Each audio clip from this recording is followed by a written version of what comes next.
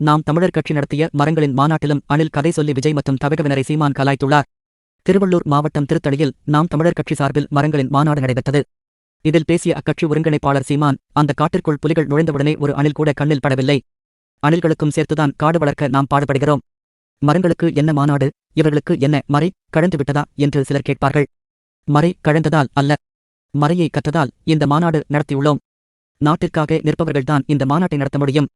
அற்ப ஓட்டிற்காக நிற்போர் இதை பற்றி சிந்திக்க மாட்டார்கள். ஓட்டுக்காக நிற்பவர்கள் இதை நினைத்து கூட சிந்திக்க மாட்டார்கள். மக்களின் வாழ்க்கைக்காக நிற்பவர்கள்தான் இந்த மாநாட்டை நடத்துவார்கள், நடத்த முடியும். அரசு மரம் நடுவோம் மழை பெறுவோம் என்ற வாசகத்துடன் தங்கள் பொறுப்பு முடிந்து விடுவதாக நினைக்கிறார்கள். செயல் அரசியல், சேவை அரசியல் செய்பவர்கள்தான் இந்த வேலையை செய்வார்கள். செய்திகளுக்காக அரசியல் செய்வோர் இந்த அரசியலை செய்ய மாட்டார்கள். கட்சி அரசியல், தேர்தல் அரசியல் செய்வோர் இந்த வேலையை செய்ய மாட்டார்கள். மக்களுக்கான அரசியல் எவன் செய்கிறானோ அவன்தான் இந்த பணிகளை செய்வான். அப்படித்தான் மாநாடுகளின் மாநாடு, மரங்களுக்கான மாநாடு நடத்தப்படுகிறது. மலைகளின் மாநாடு, தண்ணீர் மாநாடும் நடைபெறவுள்ளது. செல்வம் என்றால் என்ன? காடுதான் செல்வம். கடல், மலை, மணல் இதுதான் செல்வம். காந்தி படம் மட்டுமே செல்வம் அல்ல, அது வெறும் தாள்.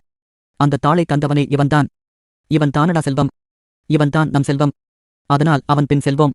நிதிநிலை அறிக்கையில் தூய காற்றிற்காக ரூபாய் 4500 கோடி ஒதுக்கியுள்ளனர். இதை எந்த நாட்டில் இருந்து வாங்க முடியும்? அதை எப்படி நம் குடிமக்களுக்கு விநியோகம் செய்வார்கள்?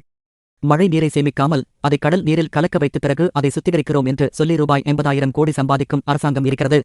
தண்ணீரைப் போல காற்றையும் விற்பார்கள் என்று பேசி முடித்தார் சீமான்.